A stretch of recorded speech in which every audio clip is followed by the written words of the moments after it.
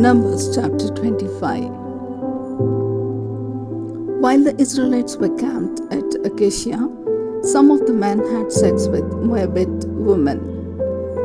These women then invited the men to ceremonies where sacrifices were offered to the gods. The men ate the meat from the sacrifices and worshipped the Moabite gods. The Lord was angry with Israel because they had worshipped the god Baal Peor. So he said to Moses, "Take the Israelite leaders who are responsible for this and have them killed in front of my sacred tent, where everyone can see. Maybe then I will stop being angry with the Israelites." Moses told Israel's officials, "Each of you must put to death any of your men who worship Baal." Later Moses and the people were at the sacred tent, crying, when one of the Israelite men brought a Midianite woman to meet his family.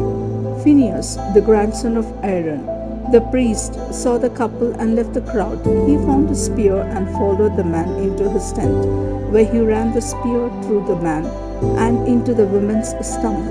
The Lord immediately stopped punishing Israel with a deadly disease, but 24,000 Israelites had already died.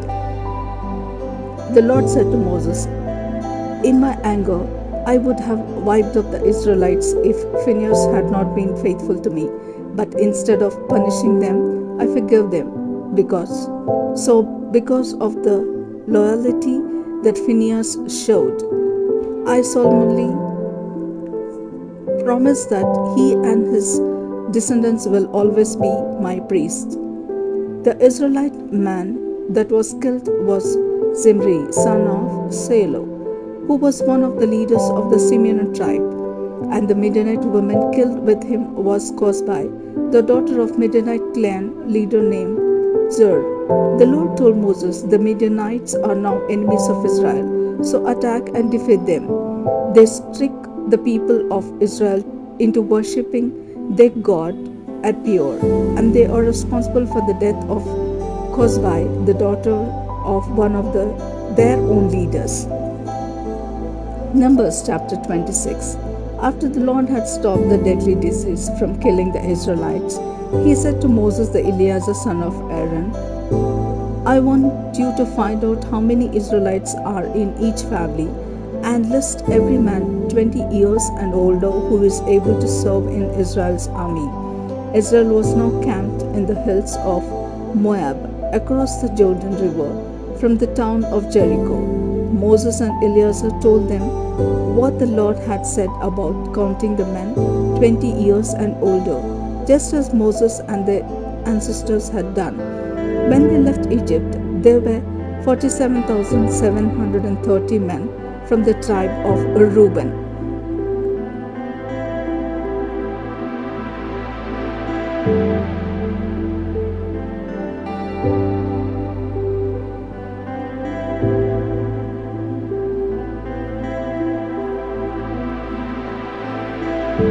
Reuben, the oldest son of Jacob. These men were from the clans of Anak, Palu, Hezron, and Carmi. Palu was the father of Eliab and the grandfather of Nemuel, Dathan, and Abiram. These are the same Dathan and Abiram who had been chosen by the people, but who have followed Korah and rebelled against Moses, Aaron, and the Lord. That's when the Lord made the earth open up and swallowed Dathan, Abiram, and Korah. At the same time, fire destroyed 250 men as a warning to the other Israelites, but the Korahite clan wasn't destroyed. There were 22,200 men from the tribe of Simeon. They were from the clan of Nimil, Zaman,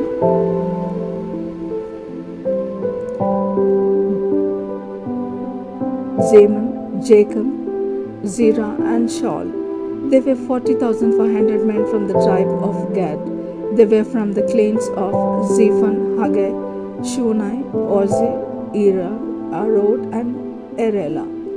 There were 76,500 men from the tribe of Judah. They were from the clans of Zillah, Perez, Zerah, Hezron, and Hamel. Judah's sons Er and Onan had died in Canaan. There were 64,300 men from the tribe of Issachar. They were from the clans of Tola, Puva, Jeshur, and Shimron. There were 60,500 men from the tribe of Zebulun. They were from the clans of Jared, Elon, and Zalel. There were 52,700 men from the tribe of Manasseh, son of Joseph. They were from the clan of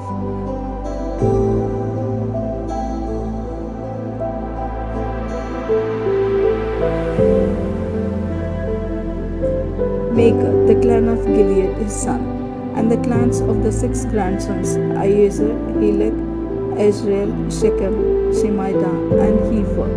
Zelophehad, son of Hefer, had no sons, but he had 5 daughters: Mahlal, Noah, Hoglah, Milcah, and Tirzah. There were 32,500 men from the tribe of Ephraim, son of Joseph. They were from the clans of Shuthelah, Becher, Tehan, and Era, the son of Shuthelah. There were 45,600 men from the tribe of Benjamin. They were from the clans of Bela, Ashbel, Ahiram, Shephuhim, Huphim, as well as from Ard and Naaman, the two sons of Bela. There were 64,400 men from the tribe of Dan. They were all from the clan of Shuham. There were 53,400 men from the tribe of Asher. They were from the clans of Eman, Ishia, and Berai, and from the two clans of Heber and Malchiel, the sons of Bera. Asher's daughter was Sarah. There were 45,400 men from the tribe of Naphtali. They were from clans of Jazel, Guni, Zezer, and Shalem. The total number of Israelites men lived son was 601,730. The Lord said to Moses, "Divide the land of Canaan among these tribes, according to the number of people in each one. So the larger tribes have more land than the smaller ones. I will show you what land to give each tribe, and they will receive as much land as they need, according to the number of people in it." The tribe of Levi included the clans of the Gershonites, Kohathites, Merarites, as well as the clans of Libni, Hebron, Mahel, Mushi, and Korah. Kohath and Levite was the father of Amram, the husband of Levi's daughter Jochebed, who was born in Egypt. Amram and Jochebed, 3 children were Aaron, Moses, and Miriam. Aaron was the father of Nadab, Abihu, Eleazar, and Ithamar. But Nadab and Abihu had died when they offered fire that was unacceptable to the Lord. In the tribe of Levi, there were 23,000 men and boys at least a month old. They were not listed with the other tribes because they would not receive any land in Canaan. Moses and Eleazar counted the Israelites while they were camped in the hills of Moab across the Jordan River from Jericho. None of the people that Moses and Aaron had counted in the Sinai desert were still alive, except Caleb, son of Jephunneh, and Joshua, son of Nun. The Lord had said that everyone else would die there in the desert. Numbers chapter 27.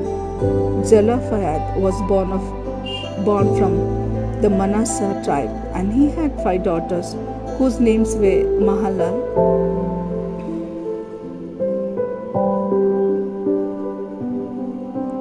Noah, Hoglah,